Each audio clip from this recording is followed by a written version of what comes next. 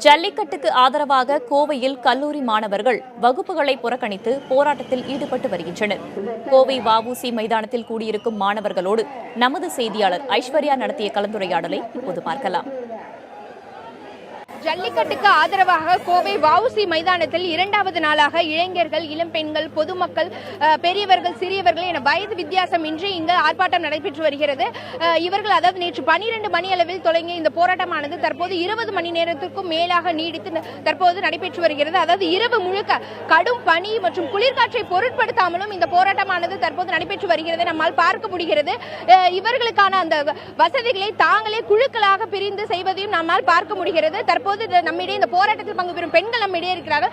அவர்களிடமே இந்த கோரிக்கை அவர்கள் என்னெல்லாம் சொல்றாங்கன்னு கேட்போம். உங்களோட இரண்டாவது நாளாக இந்த போராட்டம் தொடருது, உங்களோட கோரிக்கை என்ன?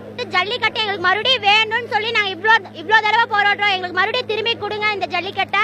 நாங்க ரொம்ப போராடுவோம், இதுக்கு மேலேயே போராடுவோம். நாங்க யாருன்னு காமிப்போம் தமிழருக்கு. ஜல்லிக்கட்டை எங்களுக்கு திரும்பி வேணும். இங்க இளம்பெண்கள் மட்டுமின்றி வயதானவர்களும் இந்த போராட்டத்தில் பங்கு பெற்றிருக்காங்க. அவங்கள்ட்ட கேட்போம், அம்மா நீங்க எங்க இருந்து வந்திருக்கீங்க? இந்த போராட்டம் எதுக்காக பண்ணிட்டு இருக்கீங்க?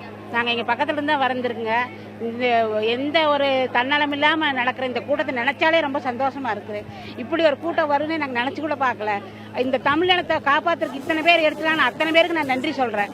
இதுல மாணவர்களோட சக்தி பெரிய சக்தியா இருக்க நினைச்சு ரொம்ப சந்தோஷப்படுறேன். தமிழினத்தை கண்டிப்பா காப்பாற்றணும், விவசாயிகளை காப்பாற்றணும், ஜல்லிக்கட்டை காப்பாற்றணும், இதுதான் எங்களோட கோரிக்கை.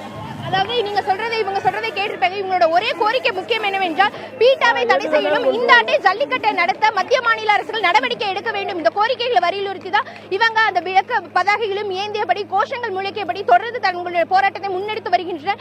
மேலும் இன்று பாத்தீங்கன்னா இந்த வஉசி மைதானத்தில் அதிக அளவில் கல்லூரி மாணவர்களும் மற்றும் தனியார் நிறுவனத்தில் பணிபுரியும் பணியாளர்களும் கூடுவதால் கூடுதலாக இங்கு கூட்டம் குவியும் என்றும் எதிர்பார்க்கப்படுவதால் இங்கு அதிகமான போலீசார் பாதுகாப்பு பணியில் ஈடுபட்டுள்ளனர். புதிய தலைமுறைக்காக ஒளிப்பதிவாளர் தீபனுடன் ஐஸ்வர்யா, கோவையிலிருந்து.